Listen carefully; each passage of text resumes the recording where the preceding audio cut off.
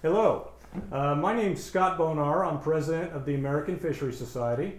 And today we're really lucky to have Steve Hadley here. Steve is my brother-in-law and also a former police officer, a lieutenant with one of the police departments near the Phoenix area. And we're here over the Thanksgiving holidays, and we're talking about various sorts of things. And I know a lot of you will be talking with your relatives about conservation issues and other things during the holidays.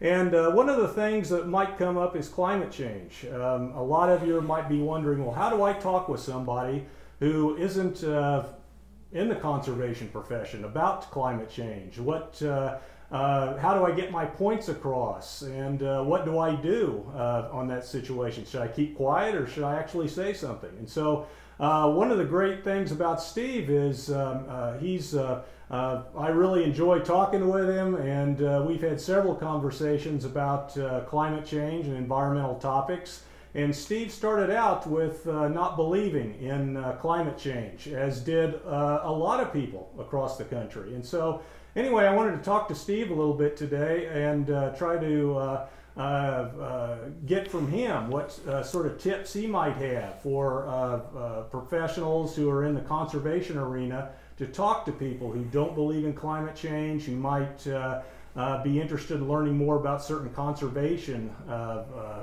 things going on. And so we're just going to have just a regular conversation and go from there. So anyway, Steve, thanks a lot. You originally didn't believe in climate change, and can you tell folks maybe what were some of the things that influenced that decision? Well, 50 years old, 52 years old, and so I've grown up here in the Arizona area, and I just didn't see it. I mean, I being the age that I am and being in the profession that I am, I can be rather cynical at times, and I take things in, listen to them, kind of digest them, but I wasn't seeing it. I hadn't seen it for such a long time. When I was younger, and then even on through my adult years and so forth, I just wasn't quite seeing it. I didn't see it as impacting me. You see it on the news and so forth, but sometimes it's considered to be extremist or whatever it might be, and so I just didn't quite see it. But the more I talk to people, the more I see, the more I, again, sit back and take a look at exactly what's going on out there. It's become evident to me that we're affecting something, and the climate is changing throughout, not only here in Arizona, but also all over the world. And so it just eventually, my eyes opened up is probably the best thing.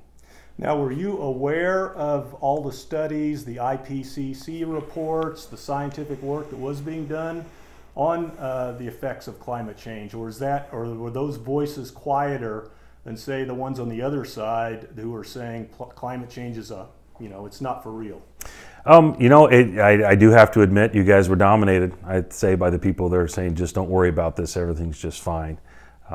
Probably because they were better at it than the groups that were the scientific groups, because that's just not your job. Your job isn't to go out there and try to sell stuff to us.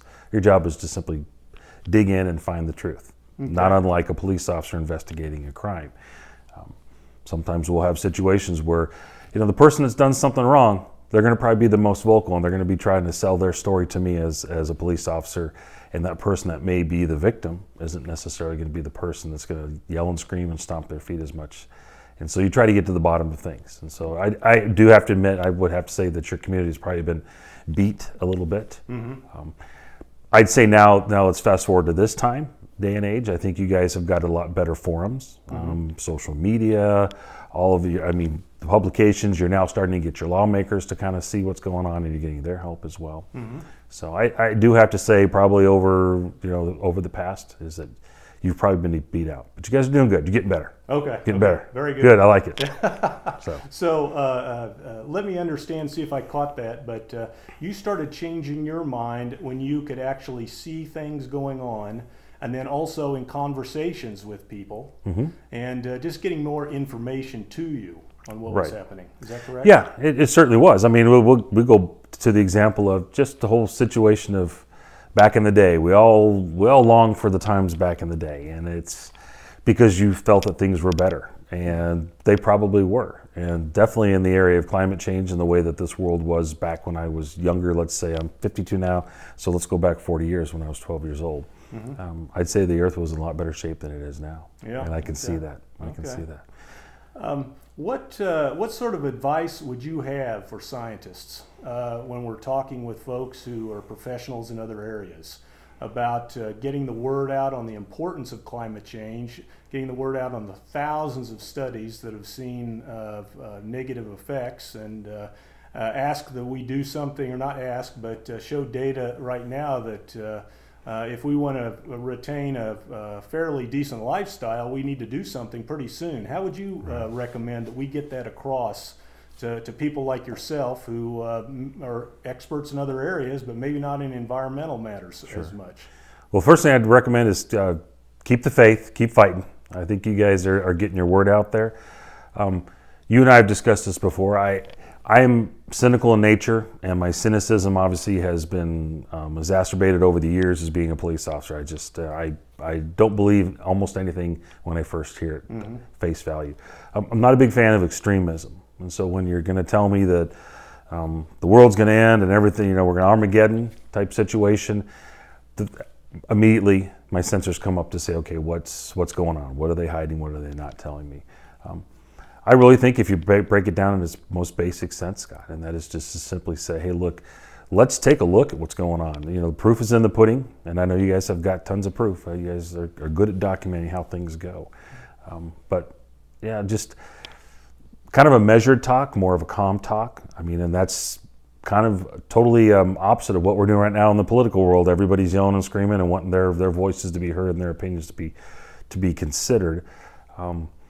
Even though your naysayers, the people going against you, might be louder, might yell and scream, people like me are looking for common sense. We're looking for people that are, if you're confident in what you have to say, then just tell us. And let's not try to make it this totally horrible thing that's going to be just so egregious. But just simply, let's just have a good conversation. Let's talk about it. Let's talk about how things were 10 years ago, 20 years ago, and give examples and progressions.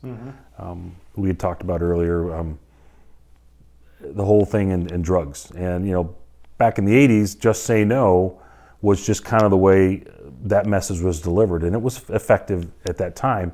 I don't think a campaign of Just Say No to Drugs now would be very effective to the world today, because people don't like being told what to do. Right. People are like to have choices. So let's give you both sides. And we talked about that. I think one of the more impactful type of documentation of what's going on as far as drug usage is that they had one campaign that went on for a while, and as it related to the use of meth and crack cocaine and so forth, and that was to show a person before they started drugs, and then just the incremental changes that became that over their bodies, and a lot of times that's used in the course of booking photos over the past couple of years, and you see them go from a normal person experiencing life and having a good time, and you see that progression. You see that they're starting to turn that, and if you can catch them somewhere in between, somewhere in that mid area, maybe you might be able to do it. So if you just show a picture of them looking real pretty and everything's fine 5 years ago, and then now and they look horrible and things, I don't see. Sometimes people don't see that that progression. So you're recommending, if you can show those events, what's happening out there, say with climate change, similar to a meth person, if you can show here's how the changes and here's how it looks over time, maybe in a measured way say, hey, this is happening and here's the evidence for it. So what you're saying is you want to show evidence to folks. What if the time to get a shift is very urgent? You don't want to be doom and gloom, but yet it's very urgent. How do you get that across? What would you recommend? Yeah, well, probably the measured recommendation may not be the best, because like you said, you've got a timeline. You've got something that you've got to get to. Again, I still wouldn't beat the drum and say the world's going to end and wear the big sandwich board type thing and march around. But you do need to get out there, and so I would suggest just getting that conversation started. You've got lots of different outlets, social media. You've got all different types of things, and I know you don't have the ability to do it as far as the funding and everything like that. But again, just step up the conversation and talk more about, okay, look, this is just right around the corner. And again, if you have an example of something that, let's say, something in the environment did take a turn for the worse, and it's unfortunately already in that bad state, if you can somehow compare this upcoming thing that might experience the same thing, that maybe that would be more advantageous. Okay. So having the conversations you think is important, even if it might be uncomfortable for we scientists, a lot of times we're introverted.